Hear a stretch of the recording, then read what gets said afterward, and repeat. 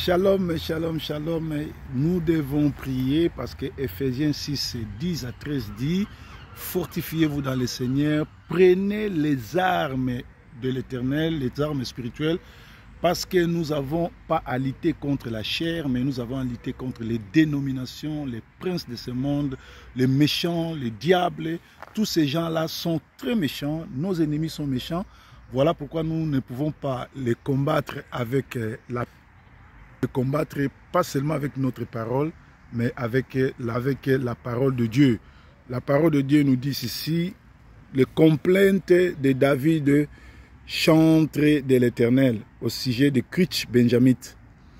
Dans la vie, vous devez savoir que nous entourons des gens qui sont méchants, des gens qui ne nous aiment pas, des gens qui cherchent notre fin, notre élimination, notre mort.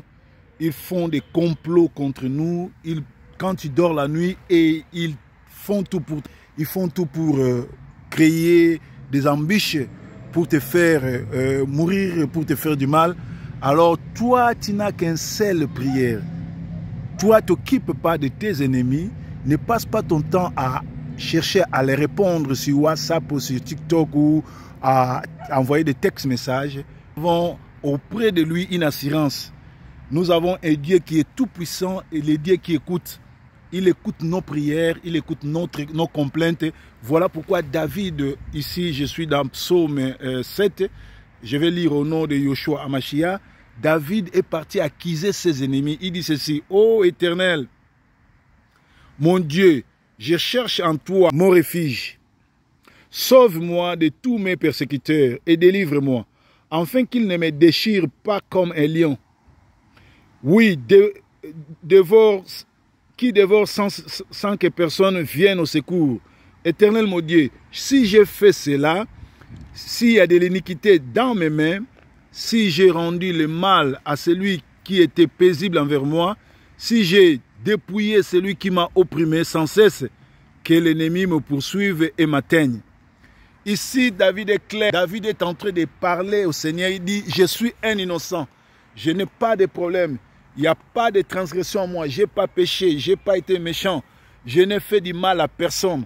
Ceux qui me poursuivent, ceux qui me veulent du mal, ceux qui me lancent les sorts, tous les hôtels établis en train de réclamer, les hôtels de réclamation depuis la famille de mes parents, depuis la famille de mon père et de ma mère, depuis les quartiers où je vis, depuis partout, c'est ensemble.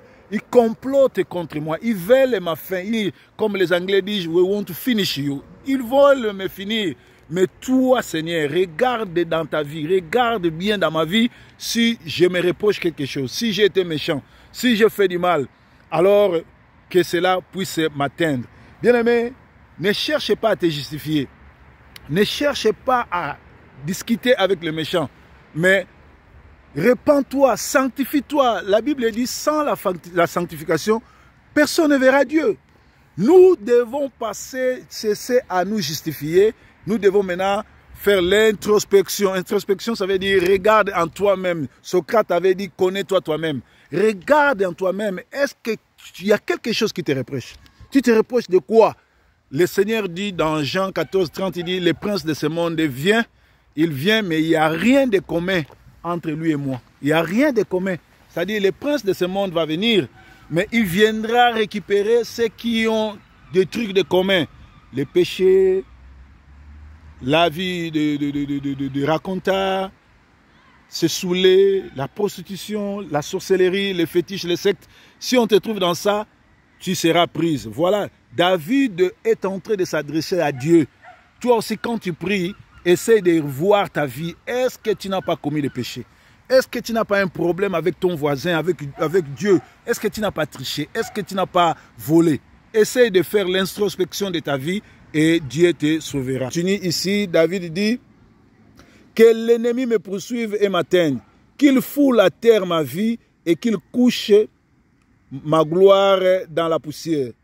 L'ennemi cherchera à coucher ta gloire dans la poussière. Ils font par les mauvaises réputations, ils commencent à gâcher ta réputation, à fonder des histoires contre toi, à chercher à montrer à la communauté, à l'église, dans votre pays, dans votre quartier, que toi tu es un mauvais, que toi tu ne peux pas vivre avec les gens, que toi tu es un garçon problématique, une fille problématique. C'est ça, l'ennemi cherche à détruire ta réputation. Alors, le Seigneur, David dit au Seigneur, si je me reproche de quoi que ce soit, que ces gens-là qui cherchent à gâcher ma réputation réussissent. Mais sinon, moi, je cherche la justice. Mais ce qui nous intéresse, c'est dans Psaume 7, nous sommes au 15e. Ici, la Bible nous dit, « Voici les méchants préparent le mal, ils conçoivent l'iniquité, ils enfantent le néant. Il ouvre une fosse, il la creuse et il tombe dans la fosse qu'il a faite. » Vous connaissez Aman et Mardoché. Aman a cherché à ce que Mardoché soit tué ou soit pendu. Il a creusé, il a formulé, il a tout préparé pour l'échec de Mardoché. Mais à la fin, Mardoché a été justifié par Dieu.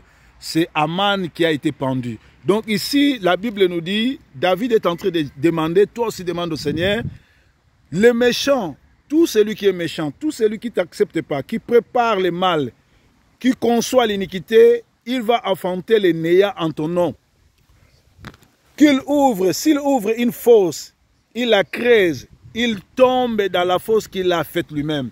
Là, je commence à déclarer que tous les ennemis, que ce soit de ta famille, de la communauté, de ton quartier, qui ont creusé les trous, qui pensent que toi tu vas tomber, qu'eux-mêmes tombent dans cette trou-là.